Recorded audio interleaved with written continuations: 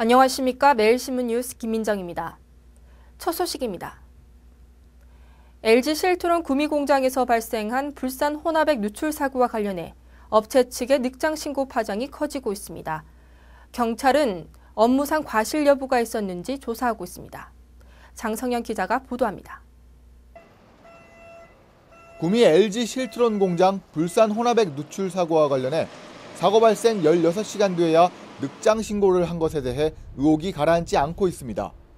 사람의 건강에 위험이 발생할 우려가 있으면 지자체나 경찰서 등에 신고해야 한다는 유해 화학물질관리법을 위반했다는 논란이 일고 있습니다. 회사 측은 사고 당시 작업자 11명을 건강검진 없이 귀가시키기도 했습니다. 경찰과 구미시는 정확한 사고 경위를 규명하기 위해 LG 실트론 공장을 어제 다시 방문해 현장 조사를 벌였습니다. 경찰은 작업자 중 다친 사람이 있는지 확인하고 업무상 과실 여부를 따지는 데 수사력을 집중했습니다. 구미시도 작업장의 유해물질 취급 규정 위반 여부와 세안시설 등 안전장비 사용 등을 조사했습니다. 늑장 신고에 대한 행정처분도 검토 중입니다. 초동조치라든지 바깥에 예부를 전혀 노출 안 되고 그런 건 좋은데 결과론적으로는 잘 됐지만은 안 됐을 경우는 어떻게 되느냐. 경북 지역에선 지난해 9월 구미 불산 누출과 지난 1월 상주 염산 누출, 그리고 이번 사고까지 화학물질 누출 사고가 6개월 사이에 3번이나 발생했습니다. 잇따른 화학물질 누출 사고와 기업체들의 안이한 대응으로 주민들의 불안감이 커지고 있습니다. 매일신문 장성현입니다. 4대강 사업 후유증이 속속히 드러나고 있습니다. 보설치 소음 피해에 대해 보상 결정이 나온 데에 이어 낙동강 일부 지역에서는 둔치가 무너져 내리고 있다고 합니다. 노경석 기자가 그 현장을 다녀왔습니다. 낙동강 달성보 하류 2km 지점에 위치한 둔치입니다. 일부 지역은 깎이고 허물어져 3에서 5m의 높이의 절벽을 이뤘습니다. 둔치 끝에 발을 올리자 순식간에 흙이 무너져 내립니다. 강물이 늘어 땅은 질퍽해졌습니다. 4대강 사업 이후 낙동강 보호 주변 둔치 곳곳이 깎여 유실되는 등 휴유증이 적지 않습니다. 강 준설과 보설치로 인해 유수량이 늘고 유속이 빨라지면서 강변이 깎이고 있습니다. 이 같은 침식 현상은 강 주변 도로와 시설물의 안전까지 위협하고 있습니다. 낙동강과 직선거리로 불과 5m 떨어진 동락서원도 붕괴 위험이 우려되는 실정입니다. 지금 제가 있는 곳은 동락서원을 지지하던 제방이 무너진 콘크리트입니다. 장마철이 시작되면 이 동락서원의 안전마저 장담할 수 없습니다. 환경단체와 전문가들은 이 같은 현상이 낙동강 사업으로 인한 준설과 보건설 때문이라 주장합니다.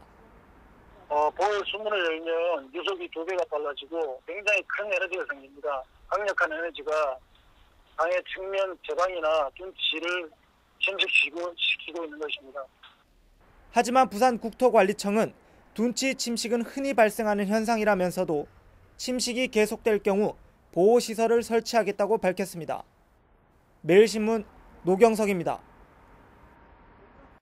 부동산 경기가 얼어붙으면서 하우스 푸어에 이어 상가 푸어가 사회적 문제로 대두되고 있는 가운데 대구 동구 이시아폴리스 내 이시트 애플 상가가 주목받고 있습니다. 이시아폴리스 개발사업 주주사인 내외주건이 이시아폴리스의 부족한 근생시설을 개발하기 위해 직접 상가를 개발하며 신개념 개발 방식으로 주목받고 있습니다. 그동안 상가 개발은 설계 후 상가 공급 방식 때문에 지역 상권과 특성을 고려하기가 사실상 어려웠습니다. 이런 상황에서 내외주건이 내놓은 신개념 상가 개발 방식은 업계에 큰 이목을 끌고 있습니다.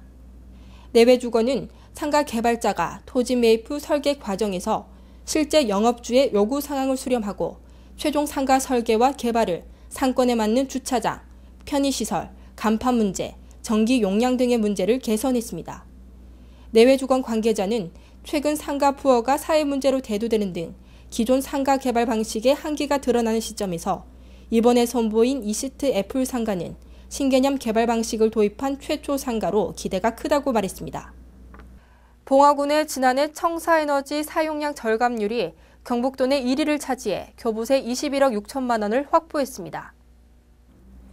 봉화구는 행정안전부의 2012년도 청사 에너지 절감 실적평가에서 절감률 27.4%로 경북도 내 1위, 전국 5위를 차지해 교부세 21억 6천만 원의 인센티브를 받았다고 밝혔습니다. 구는 기존의 기름으로 하던 청사 냉난방 시설을 수축열 시스템으로 전환해 연간 2만여 리터의 경유를 절감하고 있으며 태양광 발전시설 160kW를 설치해 연간 204MW의 전기를 생산하고 있습니다.